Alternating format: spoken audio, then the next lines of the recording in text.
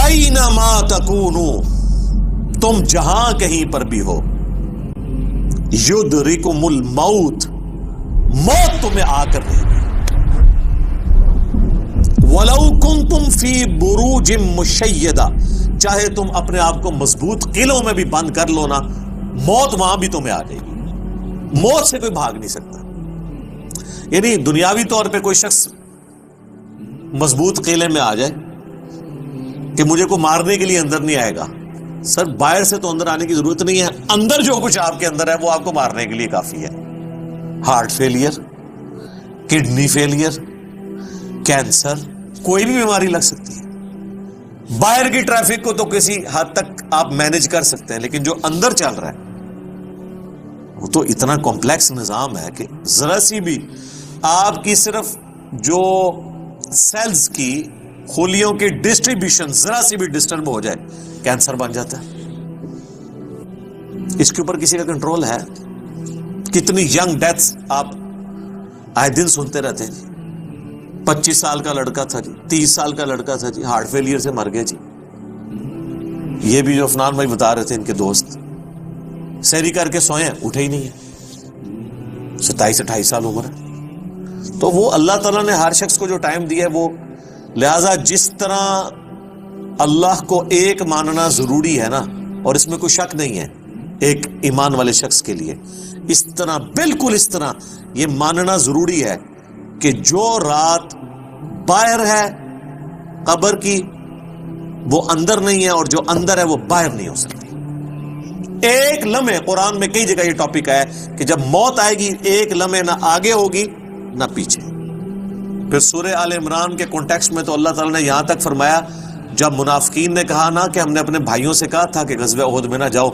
نہ یہ جاتے اور نہ یہ قتل ہوتے، تو اللہ تعالیٰ نے فرمایا اس طریقے سے کوئی موت ٹال سکتا ہے؟ تم لوگ بھی جو اپنے گھروں میں بیٹھے ہوئے ہو نا، اور تمہاری جان بخشی ہو گئی ہے، تم یہ سمجھ رہے ہو کہ قتال میں نہ جانے کی وجہ سے تم بچ گئے ہو، اگر تمہاری موت بھی اللہ نے مقدر کی ہوتی تو تم خود بخود اپنی مقتل گاہوں کی طرف کھینچے چلے آتے۔ اور اس کو سپورٹیو حدیث ہے صحیح مسلم کی،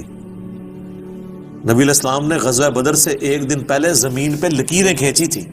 کل یہاں پہ ابو جہل کی لاش پڑی ہوگی، کل یہاں پہ عتبہ کی لاش پڑی ہوئی ہوگی، اور صحابہ کرام کہتے ہیں اللہ کی قسم اگلے دن ہم نے ان کی لاشیں ایکزیکٹ انہی جگہوں پہ دیکھی، یعنی اللہ تعالیٰ نے اپنے نبی کو وحی کے ذریعے بتا دیا تھا کل یہاں پہ لاشیں پڑی ہوں گی، تو وہ اللہ نے ان کا موت کا وقت مقرر کیا ہوا تھا، اور نبی علیہ السلام کو بتا دیا، آپ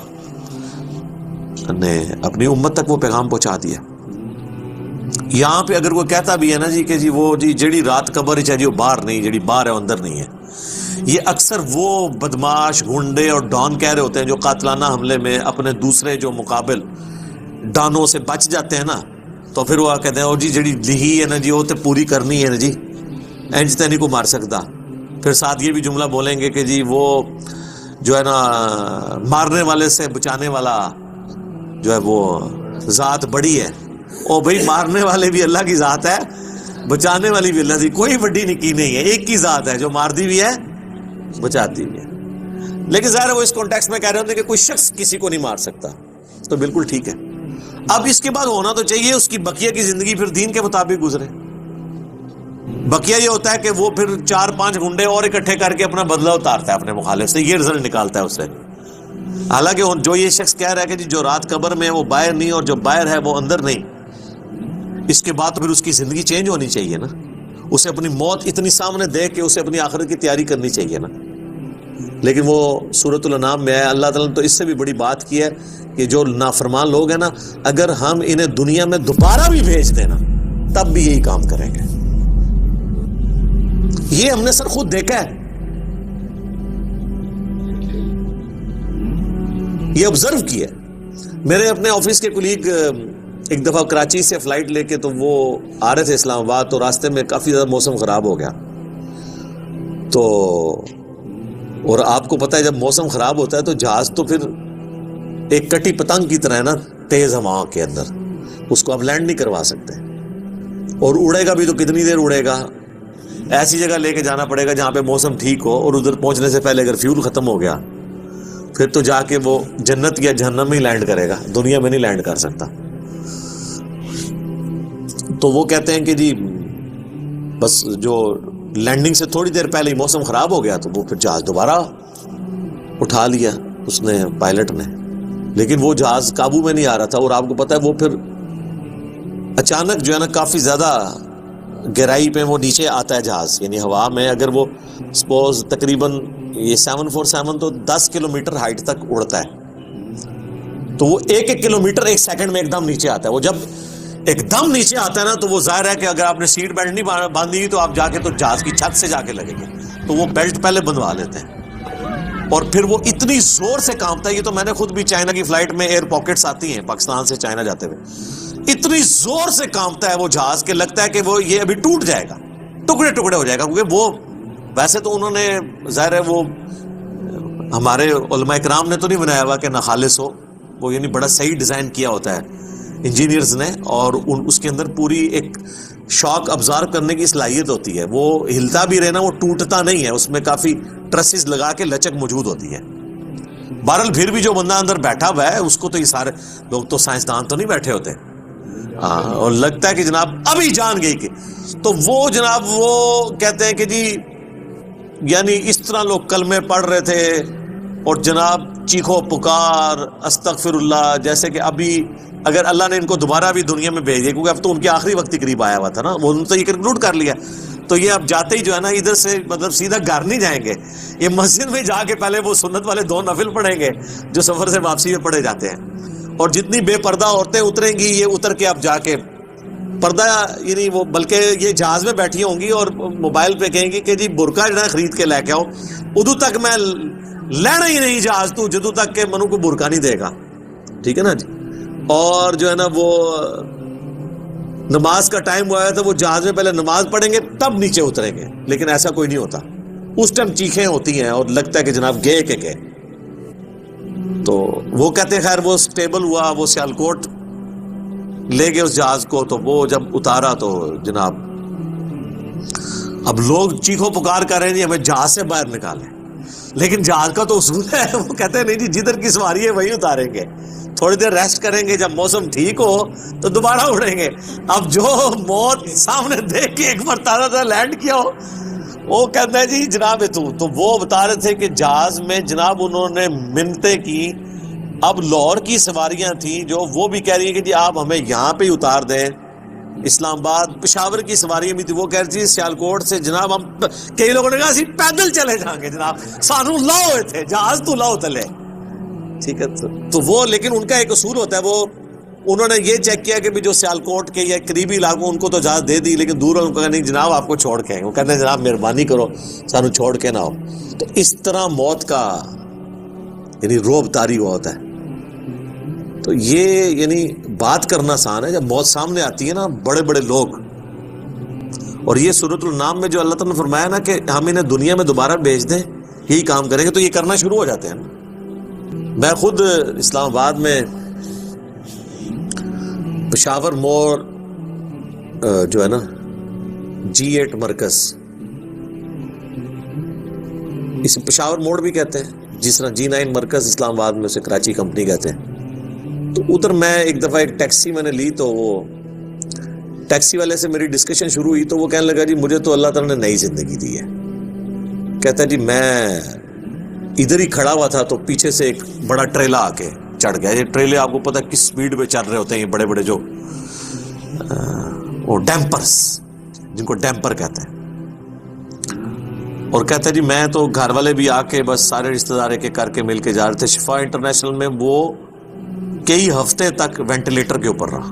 وینٹیلیٹر پہ اس طرح کے جو لوگ ہیں بہت کم ہی ہوتا ہے کہ واپس آئیں. پھر آہستہ آہستہ ریکوری ہو گئی، یعنی وہ تو موت کے منہ سے بلکہ نئی زندگی لے کے واپس آیا.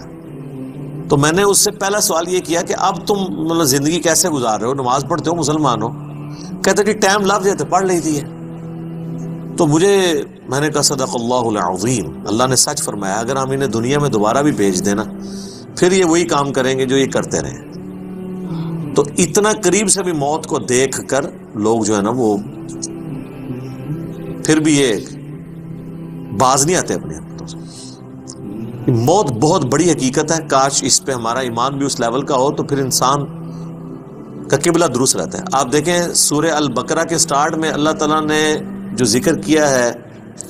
اہل ایمان کا، اس میں کیا فرمایا ہے؟ والذین یؤمنون بما انزل الیک، وہ ایمان لاتے ہیں جو اے نبی تمہاری طرف نازل ہوا، وما انزل من قبلک، اور جو نازل ہوا تم سے پہلے، اس پہ ایمان رکھتے ہیں. وبالآخرۃ ہم یوقنون، اور آخرت پہ یقین رکھتے ہیں. آخرت کے لیے ایمان کا لفظ بھی کافی نہیں، اللہ نے سمجھا یقین، کیونکہ قبلہ تبھی درست ہوتا ہے جب انسان کو یہ پتا ہو کہ میں نے مر کے کسی کے حضور اکاؤنٹیبل ہونا ہے، جواب دہ ہونا ہے. آج یہ جتنے لوگ کہتے ہیں نا جی جو قبر سے باہر رات ہے وہ اندر نہیں، جو اندر ہے وہ باہر نہیں ہے، یہ صرف ان کی منہ شگافی ہے. واقعی اگر ان کا یقین ہو تو آرام خوریاں کر رہے ہوں، لوگوں کا مال لاحق طریقے سے ہڑپ کر رہے ہوں، اللہ تعالیٰ کے حقوق کو پامال کر رہے ہوں، ماں باپ کے ساتھ بے سلوکی والا معاملہ کر رہے ہوں، بیوی بچوں پہ ظلم کر رہے ہوں، بہن بھائیوں کی جائیداد دبا رہے ہوں، معاشرے کے لیے ناسور بنے ہوئے ہوں، ایسے لوگ نہیں، پھر تو ان کو بالکل سیدھا ہو جانا چاہیے. تو بات کہاں سے شروع ہوئی تھی کہ اللہ تعالیٰ فرما رہا ہے کہ تم اپنے آپ کو مضبوط قلعوں میں بھی بند کر لو نا، تب بھی موت تمہیں آ کر رہنی ہے. موت کو کوئی ٹال نہیں سکتا، کیونکہ موت تو اللہ تعالیٰ نے بھیجنی ہے. اللہ کے پاس تو کروڑوں آپشنز ہیں. ایگزٹس تو ہر شخص کا اس دنیا سے لکھا ہے، خواہ ایئر کریش میں ہو، چاہے ہارٹ فیلئر سے ہو، خواہ کسی شیر کے پیٹ میں جا کے ہو، خواہ کڈنی فیلئر سے ہو، خواہ کسی روڈ ایکسیڈنٹ میں ہو، ہر بندے نے دنیا سے جانا ہے اور وہ طے ہے، اس سے آگے پیچھے نہیں ہوگا. البتہ جو قاتل کو ہم سزا دیتے ہیں اس لیے کہ قاتل جو ہوتا ہے اس کو اللہ تعالیٰ نے یہ کام کرنے سے منع کیا ہوا ہے، وہ اس کی وجہ سے اسے سزا دی جاتی ہے، اس وجہ سے نہیں کہ وقت سے پہلے اسے قتل کر اس نے مار دیا، کیونکہ اس نے مارا اپنی ویل سے ہے، نافرمان، اس کی تو موت آنی تھی. اور اللہ تعالیٰ کو تو اپنے علم سے یہ بھی پتا ہے کہ کس نے کیا کرنا ہے، لیکن اللہ نے کسی کو پابند نہیں اپنے علم کا کیا کہ تو نے یہ کرنا ہے، بلکہ اللہ نے مستقبل کو فورس ہی خود ہی کیا ہوا ہے. جس طرح ایک استاد جب کسی نالائق شاگرد کو پیپروں سے ایک ہفتہ پہلے کہتا ہے کہ پتر تو فیل ہو جانا ہے، اور وہ فیل ہو بھی جائے، تو اس استاد کو آگے نہیں گلا کر سکتا ہے وہ اسٹوڈنٹ کے سر جی تہاڈی زبان بڑی کالی ہے، تسی کیا سی تاں میں فیل ہویا، میں نے بڑی محنت کی تھی. نہیں، تو اللہ تعالیٰ کو تو ڈیوائن علم بڑا کامل ہے، وہ مستقبل کے بارے میں فورس ہی کرتا ہے. اب رہا یہ معاملہ کہ اللہ نے ہمیں اس آزمائش میں ڈالا کیوں ہے، تو وہ اللہ نے اس کو بین کر دیا. لا یسأل عما یفعل، اللہ کو کوئی نہیں پوچھ سکتا کہ اس نے یہ کیوں کیا. وہم یسألون، اور اللہ ہر ایک کو پوچھے گا. تو ابھی تو فی الوقت اللہ نے جس امتحان میں ڈالا ہے اس میں آپ نے گیون سرکمسٹانسز میں پرفارم کرنے کی کوشش کرنی. ہماری ایک اکیڈمی کے بڑے قریبی ہمارے ممبر عمر بھائی فوت ہو گئے آلموسٹ 37 ایئرس کی ایج میں، اللہ تعالیٰ ان کی مغفرت کرے. اور ماشاءاللہ انہوں نے اپنی ینگ ایج کے اندر اپنے عقیدہ توحید کی اصلاح کی، اپنے گھر والوں تک اصلاح پہنچائی، اپنے والدین تک پہنچائی. خوش قسمت ہوتے ہیں وہ لوگ جو جوانی میں خود بھی توبہ کرتے ہیں اور اپنے بوڑھے 70-80 سال کے ماں باپ جو روایتی دین کو، قبر پرستی کے دین کو لے کے چل رہے ہوں، بزرگ بابوں کے دین کو، ان کو بھی وہ اپنے ساتھ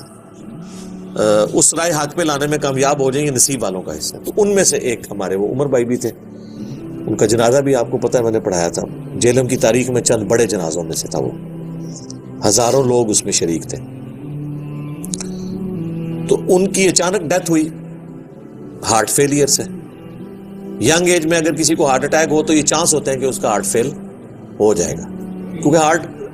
ریئیکٹ کرتا ہے. بوڑھا بندہ پھر بھی سروائیو کر جاتا ہے. تو مجھے صحیح طرح یاد ہے کہ وہ ان کا ہارٹ فیل ہونے سے کچھ عرصہ پہلے کی بات ہے، 2017 میں جب میرے پہ پہلی دفعہ مرڈر اٹیمپٹ ہوئی 28 اکتوبر کو، اور اس میں میرا کافی خون بھی ضائع ہوا، کافی زیادہ زخم آیا، آپ لوگوں کو پتہ ہے. تو اس کے بعد میں عمر بھائی کے پاس ایک دفعہ گیا، ان کے شاپ پہ، ان کی فرنیچر کا بہت بڑا کاروبار ہے جیلم میں. تو میں نے گپ شپ شروع ہوئی تو مجھے کہتے ہیں علی بھائی میں چاہ رہا ہوں آپ کے لیے نا کوئی باڈی گارڈ رکھ دیتے ہیں تو میں اس کی پیمنٹ کر دیا کروں گا. تو میں نے ان کو کہا کہ میرے بھائی آپ کا ابھی تک یہ یقین کامل نہیں ہوا کہ موت کو کوئی ٹال نہیں سکتا. تو پھر میں نے ان کو یہی آیات کوٹ کی تھی کہ اپنے آپ کو مضبوط، اینما تکونوا یدرککم الموت ولو کنتم فی بروج مشیدہ، تم جہاں کہیں بھی ہو موت تمہیں آ کے دبوچ لے گی، خواہ اپنے آپ کو مضبوط قلعوں میں بھی بند کر لو۔ تو میں نے ان کو بھی یہ بات سمجھائی، میں نے کہا میرے بھائی باہر کی ٹریفک کو تو آپ کنٹرول کر سکتے ہیں، کسی حملہ آور کو تو آپ روک سکتے ہیں، اندر جو اتنی کمپلیکس ٹریفک ہے، روزانہ میرا دل 1,00,000 دفعہ دھڑک کر 10,000 لیٹر خون پمپ کرتا ہے میری نسوں میں، اس ٹریفک کو کون کنٹرول کر سکتے ہیں؟ 25 دفعہ ڈائلیسس کرتے ہیں روزانہ میرے گردے، یہ کام کرنا چھوڑ دیں، اس کو کون کنٹرول کر سکتا ہے؟ 23,000 دفعہ آلموسٹ پھیپڑے سانس اندر کرتے ہیں، اتنی دفعہ باہر کرتے ہیں۔ اب تو یہ کورونا کی وجہ سے لوگوں کو پوچھے نظر ان کو سانس لینا کتنا مشکل ہو رہا ہے، ریکوری ہوتے بھی کئی مہینے لگتے ہیں۔ یہ سانس ہمیں خود لینا پڑ جائے نا یاد کر کے، ایک دن نہیں آپ سانس لے سکتے۔ 12,000 دفعہ ہماری یہ پلکیں جھپکتی ہیں، اور یہ اگر آپ کو روزانہ یوں کرنی پڑ جائے تو بس پھر آپ کوئی اور کام نہیں کریں گے، یہی کرتے رہیں گے۔ تو یہ سب کچھ میری مرضی کے بغیر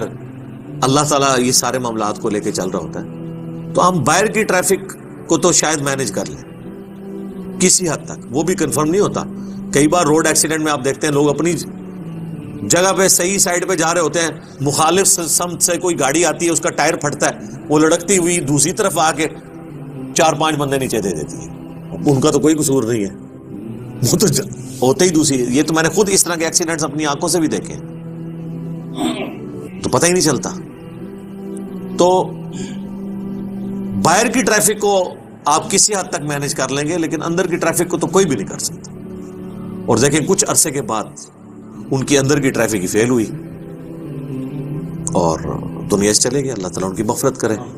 انہیں نیک کاموں کا اجر دے، ان کی برائیوں سے درگزر کرے، اور ہمیں بھی اپنی موت سے پہلے قبر و آخرت کی تیاری کرنے کی توفیق عطا فرمائے۔ اللہم من احییتہ منا فاحیہ علی الاسلام ومن توفیتہ منا فتوفہ علی الایمان، آمین۔